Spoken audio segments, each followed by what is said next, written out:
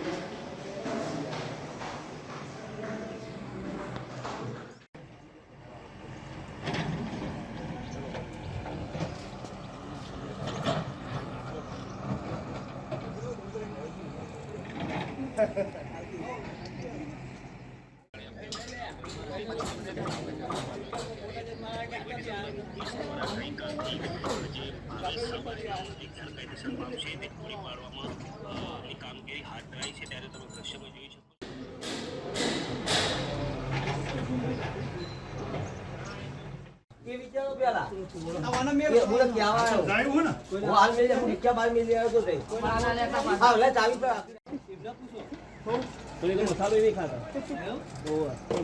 चाय नहीं पीता नहीं खबर મને ખબર હતી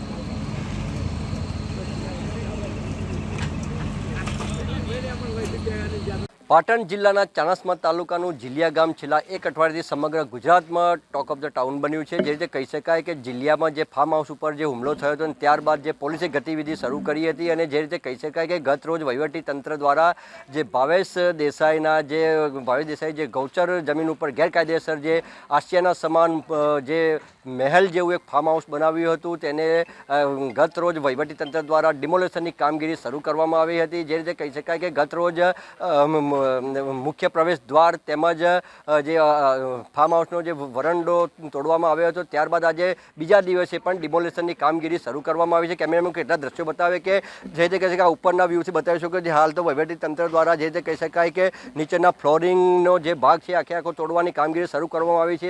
તે જ રીતે જે કહી શકાય કે હાલના અંદર જે 2 માળનું મકાન હતું ત્યાં આગળથી જે સરસામાન કાઢવાની કામગીરી શરૂ કરવામાં આવી છે. કેમેરામેન દર્શક અહીંયા જે સોલર પ્લેટો લાગેલી છે તે સોલર પ્લેટો પણ ઉતારવાની કામગીરી હાલ તો પૂરજોશમાં ચાલી છે. તો જે રીતે કહી શકાય કે હાલ તો જે રીતે કહી શકાય કે જે 7 દિવસનો સમયગાળો આપ્યો હતો અને બીજા દિવસે તંત્ર દ્વારા રાતોરાત નિર્ણય કરીને જે આ તોડવાની કામગીરી શરૂ કરવામાં છે. ત્યારે હવે જોવું એ રહ્યું કે જે 2 માળનું જે મકાન છે એ હવે આજે તોડવામાં આવે છે કે હવે ક્યારે તોડવામાં છે તે જોયું. પરંતુ ચોક્કસથી કહી શકાય કે જે 2 વર્ષ સુધી આ ગેરકાયદેસર રીતે બાંધકામ થયું હતું તો તંત્રની રહેમ નજર હેઠળ જ આ થઈ હોય તેવી અનેક ચર્ચાઓ પણ ઉઠવા પામી છે. Bhavesh Bhojak, news capital, Patan.